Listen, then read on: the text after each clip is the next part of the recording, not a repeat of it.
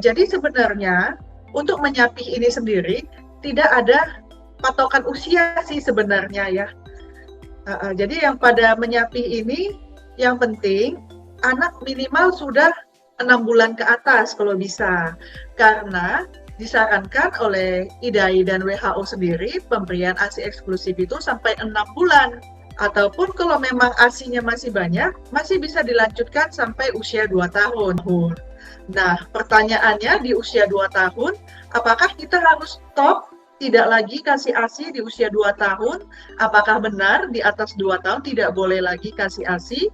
Ya sebenarnya itu juga tergantung lagi kepada anaknya dan ibunya. Apakah anaknya masih mau menyusui dari ASI ataupun mau minum ASI yang diperah? Itu pertama. Kedua, apakah volume ASINya masih banyak? Bila anaknya masih mau menyusui ataupun volume ASINya masih banyak, selain kita berikan MPASI, ASINya masih boleh kok dilanjutin, nggak apa-apa. Tapi lain halnya bila ASINya sudah sedikit ataupun anaknya sudah sama sekali tidak mau minum ASINya. Ya, apa boleh buat kita stop ASINya. Jadi sebenarnya setiap anak itu beda-beda sih kapan bisa menyapihnya dan kondisinya juga beda-beda.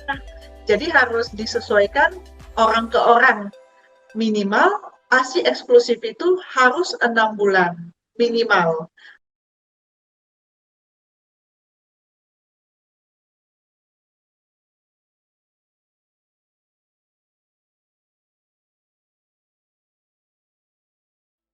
Ada sih sebenarnya tanda-tanda kapan anak yang boleh disapi. Satu, volume ASI mamanya sudah kurang. Tentunya anaknya habis menyusu merasa tidak puas. Anaknya masih rewel, tapi nggak kenyang gitu. Habis menyusui itu salah satu tanda boleh disapi. Ataupun anaknya dikasih ASI, dikasih nenek, malah main-main, digigit, disembur. ASINya pun sebenarnya sudah tidak diminum ataupun memang volumenya sudah tidak ada, tapi anaknya masih mau nempel. Itu juga salah satu tanda yang boleh disapi. Anaknya masih main-main di nenek, ataupun anaknya hanya mau nempel aja, mencari kenyamanan di posisi menyusui. Itu tandanya sudah boleh disapi. Kemudian kita lihat bila anak waktu untuk menyusuinya sudah semakin pendek. Nah, itu juga salah satu tanda untuk boleh disapi. Tapi prinsipnya disapi bila memang volumenya sudah sangat berkurang dan memang anaknya nampaknya hanya main-main aja waktu menetek gitu loh.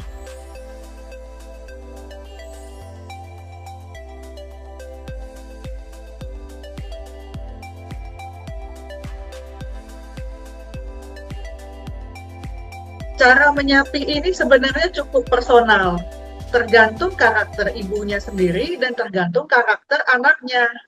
Nah, kalau anak yang bangsa temperamen sama anak yang perilakunya lembut dan rimo itu tentunya berbeda.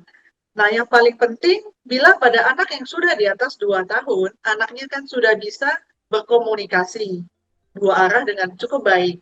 Jadi kita komunikasikan ke anaknya dulu bahwa kamu sudah besar.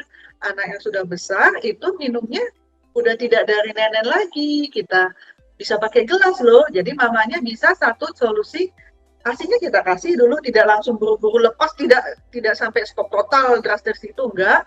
Jadi kita perah, kita taruh ke gelas, habis itu kita tawarkan dari gelas.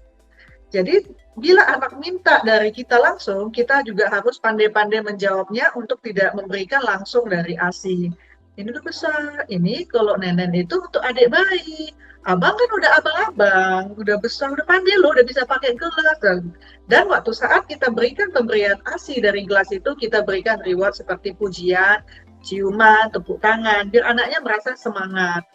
Kemudian kita juga bisa, bila memang tidak bisa langsung kita lepas dari nenek ke gelas ataupun ke botol susu, ataupun ternyata anaknya belum bisa komunikasi. Contoh anaknya masih 6 bulanan, masih di bawah 1 tahun. Kita bisa pakai tips dan trik lain dengan cara kita kurangin frekuensi menyusui langsungnya. Jadi kita misalnya satu hari misalnya ya, anak bayinya di luar empasi dia ada menyusui 5 kali atau 6 kali. Jadi kita kurangi, kita drop 1 kali pemberian langsung dari neneknya. Jadi dari 5 kali itu kita 4 kali kita kasih dari nenek, terus 1 kali kita kasih yang perah. Yang perah ini bisa pakai botol susu boleh, ataupun kita pakai dengan sendok disulangin atau pakai gelas juga boleh. Kemudian kita melihat perilaku dan tingkat kerewelan dan tingkat penerimaan anak terhadap tindakan baru itu. Bila sudah lancar, kita kurangin lagi dari 4 kali menjadi 3 kali. Sampai lama-lama anak itu tidak minum langsung dari kita. Ataupun dia tidak pakai ASI perah. Masalahnya adalah menyapi karena ASINya kurang sekali, sama sekali tidak cukup. Kita mau kasih susu formula. Jadi caranya juga sama. Frekuensi menyusui yang misalkan sebelumnya 5 kali dari netek atau 5 kali dari ASI pumping, kita kasih 4 kali ASI dan 1 kali susu formula. Dan kita pantau penerimaan terhadap susu baru ini. Bila anaknya menerima dengan baik, kita drop 3 kali ASI-nya, kita tambah 2 kali susunya. Jadi harus pelan-pelan, perlahan-perlahan dan secara bertahap. Kemudian ada cara berikutnya, kita bisa persingkat waktu untuk menyusui. Jadi biasanya misalkan dia menyusui ini mungkin lebih cocok pada ibu yang ASI-nya memang sudah sedikit. Jadi biasanya misalnya dia menyusui 15-20 menit, kita bisa kurangi pelan-pelan ke sekitar 10-15 menit. Jadi begitu.